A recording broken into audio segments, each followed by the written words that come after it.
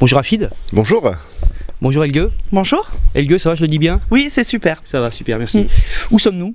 Alors nous sommes à Moidan, de les Hautes-Alpes, limite Drôme provençale. On est dans le sud des Hautes-Alpes. D'accord. Donc là, on est chez vous à la ferme de la Jacine, c'est ça? Les Jacines, pardon. Les Jacines, c'est quoi? En fait, c'est le nom du ravin qui est juste à côté de la ferme, le ravin des Jacines. Et l'étymologie du mot, en fait, ça veut dire petit jas, petite bergerie. Et ça correspondait assez bien à ce qu'on avait à la ferme. On a plusieurs petites bergeries, donc on trouvait ce nom doux et joli. Donc on appelait la ferme les Jacines. Cette exploitation, vous y êtes depuis combien de temps finalement? On est arrivé en fin 2007. Fin 2007. C'est récent finalement. C'est assez récent, on a été jeunes agriculteurs pendant quelques années et là on est pendant 5 ans jusqu'à maintenant. Chevriers débutants.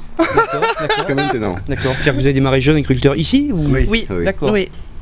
Vous êtes formé à l'agriculture ou c'est un truc que vous aviez envie de faire? Non, déjà moi j'étais guide tourisme équestre à l'époque. D'accord. Donc bon, j'étais pas vraiment dans l'agriculture, mais j'étais quand même au niveau des chevaux quoi. Ouais. Quand on a fait le projet, on a vu que l'élevage équin ici, c'était assez difficile à en vivre. Donc on est parti un peu sur les chèvres, donc je me suis formé au niveau des chèvres. Et donc on a monté un labo et du coup, ben voilà quoi. C'est un projet de vie en fait qu'on a depuis très longtemps et qu'on a réalisé là. Donc mon mari a repassé un bac agricole, formation adulte. Ensuite on s'est formé au centre de Carmejagne de Digne-les-Bains, centre fromager. Et puis maintenant c'est de la pratique. Toi aussi tu as suivi un peu ces circuits de formation? Moi je suis éducatrice jeunes enfants, je travaille à la crèche de Serres en fait. D'accord. Et j'aide mon conjoint. Alors moi je suis à temps plein sur la propriété, puis elle est l'été surtout. C'est elle qui gère un petit peu tout ce qui est public en fait. D'accord, ok. Ouais. Moi je suis plus dans les champs, je suis plus dans l'élevage et elle c'est plus dans le public, dans le gîte, l'accueil, tout ça. Quoi. Le troupeau c'est quoi? C'est des chèvres mélangées? C'est des alpines. Des alpines. Maximum d'alpines, il y a 2 saènes, enfin une croisée, une pure saène. Mais bon, c'est des chèvres qu'on a eu toutes petites donc on les a gardées quand même. Mais après je pars que sur des alpines. D'accord. C'est ça. Surprise!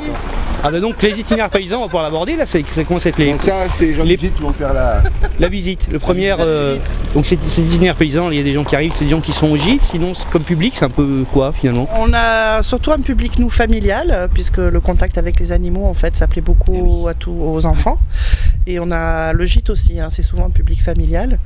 Et c'est des gens qui sont dans les environs, ça va des gens qui arrivent de Veynes jusqu'à Sisteron, Rémusat, voilà. Oui, j'ai vu que vous aviez fait, on va le faire le parcours, vous avez un beau parcours qui traverse plein d'endroits différents. Là il y a un lac aussi, c'est ça j'ai compris? Il y a un petit lac, oui.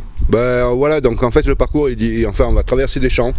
On va aller un peu plus après dans des endroits un peu plus sauvages, on va dire, mais bon, quand même assez passants parce qu'il bon, y a des petits enfants et tout, donc il y a un petit chemin, enfin il y a des chemins quand même pour passer. On va traverser 2 fois la rivière, ce qui est sympa aussi. Et donc après on va monter un petit peu juste sur le sommet. Bon, j'ai pas pris un parcours trop haut pour les enfants. Oui. Donc on va monter sur le sommet où on a une super belle vue aussi quand même. Et puis après, soit on a le choix pour redescendre, soit selon la difficulté, soit on redescend par le champ, soit on redescend par un petit sentier au bord de la rivière à l'ombre. D'accord, ouais. Enfin, c'est assez sympathique. Le point fort sur notre propriété, en fait, c'est qu'on a de l'eau toute l'année. Donc on a des sources naturelles et tous nos animaux sont en parc, sont parqués donc, et boivent l'eau des rivières et des sources. Donc on n'a pas de souci pour le moment d'eau, on a de l'eau toute l'année. C'est-à-dire que nous, en fait, on a une rivière qui traverse la propriété de part en part, donc tout le long. Donc il coule toute l'année. Après moi j'ai 2 petits lacs en fait. Et après on est approvisionné pour l'eau pour la fromagerie et la maison de ça, on est quand même approvisionné par le village. D'accord, ouais. Après, bon, on a des sources, il faudrait que je les retrouve parce que c'est quand même maintenant des sources. Oui. Les gens savent où est-ce qu'elles sont, mais ils ne me le diront pas. Il y a certaines sources qui se sont perdues. Il va falloir que je les retrouve. Mais je sais qu'il y a de l'eau sur la propriété, non. Il n'y a pas de souci de ce côté-là. Enfin, il n'y a pas de souci d'eau, donc non, tout va bien. Non, ça marche. C'est un des points forts de la ferme. Complètement. En fait, la visite se passe, on a une partie où on fait la dégustation des fromages, où les gens font connaissance un petit peu entre eux, donc c'est un moment de convivialité, de partage. On explique un petit peu notre histoire, notre élevage, comment on fabrique le fromage, en sortant du matériel de la fromagerie.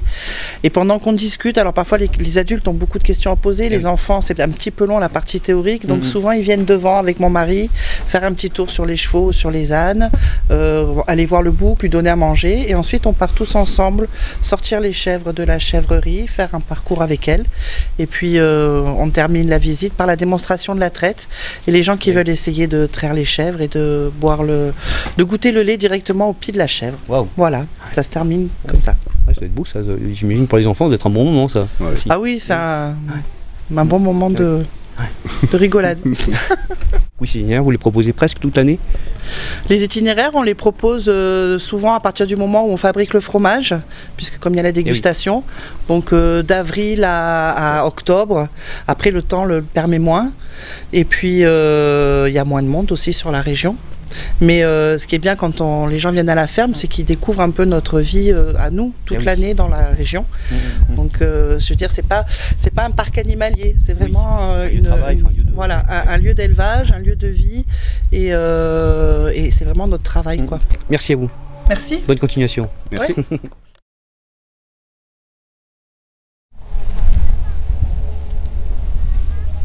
Donc là vous avez le bouc, après je vais le remonter.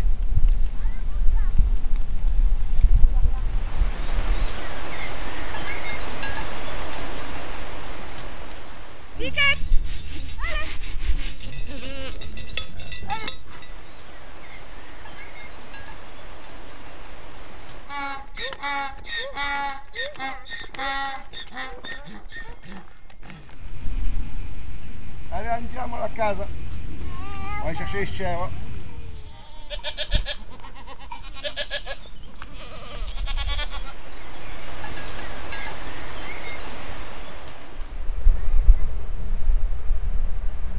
Zama, tu l'as vu?